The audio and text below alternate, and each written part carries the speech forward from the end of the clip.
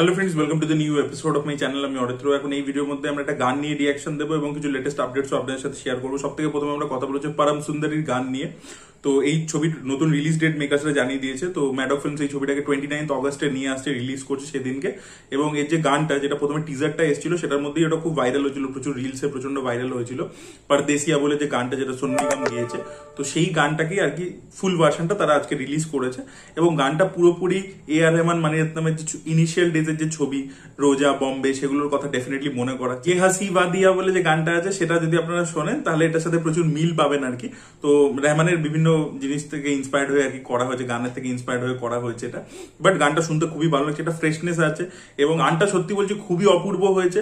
তার সাথে যেভাবে জিনিসটাকে শুট করা হয়েছে, সেই অ্যাস্থেটিক্সটার মধ্যেও একটা মানিরত্নমের ভাইব রাখা হয়েছে। তো সবকিছু মিলে আমার ভালো লেগেছে। তবে আমি বলবো যে সিড এবং জাহ্নবীর মধ্যে কেমিস্ট্রিটা যে খুব দারুণ কিছু হয়েছে সেটা আমি বলতে পারবো না। তাদের মধ্যে কেমিস্ট্রিটা আমার ঠিকঠাক লেগেছে, এক্সট্রাঅর্ডিনারি কিন্তু লাগেনি। কেমিস্ট্রিটাও যদি নেক্সট লেভেলে চলে যেত তাহলে গানটা আমার মনে হয় আরো বেটার হতে পারতো আর কি। দেখা যাক ছবিটা কিরকম হয়।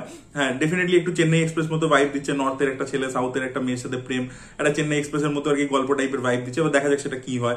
ডেফিনেটলি ম্যাডক আছে, মানে এই যে ছবির ডিরেক্টর এর আগে দাসফি করেছিল, যেটা বেশ ইউনিক একটা কনসেপ্টের উপর ছিল, ভালো লেগেছিল আমার। তো আশা করবো ম্যাডক যখন রয়েছে একটা ইউনিক আইডিয়া মাঝখানে থাকবে, টিপিক্যাল ছবি হবে না। তো দেখা যাক সেটা কি হয়। আপনাদের কেমন লেগেছে গানটা অবশ্যই কমেন্টে জানান। এবার আমরা কিছু আপডেটস নিয়ে কথা বলে নেবো। সব থেকে প্রথম আপডেট হচ্ছে ওয়ার্ড 2 কে কেন্দ্র করে। তো ওয়ার্ড 2 এর প্রথম গান তো 31 জুলাই রিলিজ করতে চলেছে। তো তার আজকে একটা প্রোমো তারা ছেড়ে দিয়েছে। তো দেখা যাক গানটা কিরকম হয়, কালকে আমরা বুঝতে পারবো। তো ওয়ার্ড 2 এর রান টাইম সম্পর্কে জানা গেছে 3 ঘন্টা 5 মিনিটের হতে চলেছে ছবিটা। বিশাল বড় রান টাইম হতে চলেছে, 3 ঘন্টা 5 মিনিট, জাস্ট ভাবুন। আর অন্যদিকে কুলি, যেটা সেম দিনকে বেরোচ্ছে, সেটা রান টাইম হচ্ছে 2 ঘন্টা 50 মিনিট। কুলিরও রান টাইম বেশ বড়, বাট তামিল ছবি 2 ঘন্টা 40 মিনিট 50 মিনিটের হয়ে থাকে। বাট এটা হিন্দি ছবি 3 ঘন্টা 5 মিনিট, এটা সচরাচর আমরা দেখতে পাই না। সাউথের ডিরেক্টররা এটা করে থাকে, বড় রান টাইমের ছবি, যেটা আমরা তেলেগু ডিরেক্টরদের, পুষ্পা ডিরেক্টর সুকুমারকে করতে দেখেছি, সন্দীপ রেড্ডি বাংলাকে করতে দেখেছি। হিন্দির ডিরেক্টররা এতটা বড় রান টাইম হ্যান্ডেল করা, সেটা কতটা ডিফিকাল্ট। দেখা যাক অ্যাকশন সিকোয়েন্সেস গুলো কি তারা বড় করে দিয়েছে নাকি ক্যারেক্টার ডেভেলপমেন্টে সময় দিয়েছে, সেটা দেখা যাবে, সময় বলবে আর কি সেই জিনিসটা। এমনি ওয়ার 1ও কিন্তু বেশ বড় ছবি ছিল, 2 ঘন্টা 50 মিনিটের উপরেরই ছবি ছিল। বাট এটা আর কি এক্সেসিভ বড় হয়ে গেছে। দেখা যাক অয়ন মুখার্জি হ্যান্ডেল করতে পারে কিনা।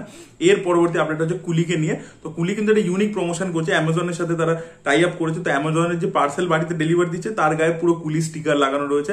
র্যাপারটা, যেটা র্যাপারটা থাকে না, সেই র্যাপারটা পুরোটাই কুলির, মানে রজনীকান্তের ছবি দিয়ে অমুক দিনকে রিলিজ করছে, এরকম আর কি তারা একটা কোলাবোরেশন করছে। এমনি প্রাইম ভিডিওতেই এটার ওটিটি ডিলটা হয়েছে 8 উইকসে।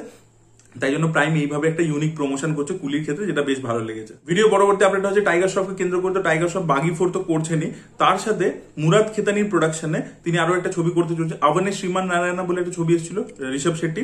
তো সেই ছবির যে পরিচালক সচিন রবি, তার সাথে কোলাবোরেট করে তিনি একটা অ্যাকশন ছবি করতে চলেছেন। মুরাদ খেতানি প্রডিউস করবে। এই বছর অক্টোবর মাস থেকে ছবি শুটিং শুরু হবে। দেখা যাক এই ছবিটা। টাইগার শ্রফ পরপর ব্যাক টু ব্যাক সাউথের ডিরেক্টরদের সাথে কাজ করছে, হর্ষার সাথে কাজ করছে বাগি 4-এ। এই ছবিতে আবার একজন সাউথের ডিরেক্টর। তো আশা করবো যে সাউথের ডিরেক্টরদের হাত ধরে সে কাম ব্যাক করতে পারবে, তার অ্যাকশনটা অ্যাপ্রিসিয়েটেড হবে, তার নতুন সাইড আমরা দেখতে পাবো। ওয়ার এর কথা যখন বলছিলাম, ওয়ার 1-এ কিন্তু টাইগার শ্রফের কিন্তু পারফরমেন্স খুবই ভালো ছিল।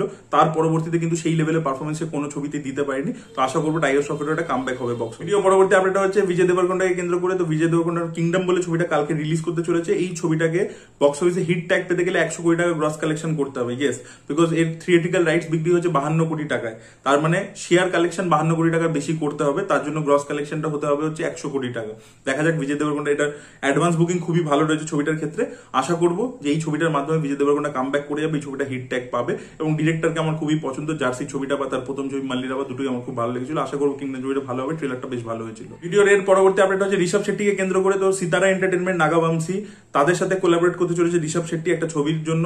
সেই ছবিটার আজকে টাইটেল এখনো অ্যানাউন্স হয়নি, বাট যে ছবিটা হতে চলেছে সেটা একটা অ্যানাউন্সমেন্ট এসেছে। অশ্বিন গঙ্গা রাজু, যিনি SS রাজামৌলি অ্যাসিস্ট্যান্ট ছিলেন, যাকে নিয়ে ওই আনন্দ মাঠের একটা অ্যাডাপ্টেশন করার অ্যানাউন্সমেন্ট হয়েছিল, বাট আলটিমেটলি সেই প্রজেক্টে যাই না হচ্ছে কি হচ্ছে না। বাট তার সাথে আর কি ঋষভ শেট্টি ছবিটা করছেন। এটা একটা পিরিয়ড ফিল্ম হতে চলেছে, 1800-এ বেসড হবে। এবং সেই ছবিটা সিতারা এন্টারটেনমেন্ট প্রডিউস করছে। তারা একটা পোস্টারও রিলিজ করেছে, যেখানে আমরা দেখতে পাচ্ছি ঋষভ শেট্টি দাঁড়িয়ে রয়েছে, একটা যুদ্ধ ব্যাটেল ফিল্ড রয়েছে। তো ঋষভ শেট্টির পরপর প্রচুর ছবি সাইন করে নিচ্ছে। একদিকে শিবাজি মহারাজের ওপর ছবি রয়েছে, এটা রয়েছে, অনেক ছবি রয়েছে আর কি লাইন আপে। দেখা যাক। আশুতোষ গোবারেকারের সাথেও তারা একটা পিরিয়ড ছবির কথাবার্তা চলছে। দেখা যাক এই ছবিগুলো কতটা সফল হয়, কতগুলো ছবি কমপ্লিটলি আলটিমেটলি হয়।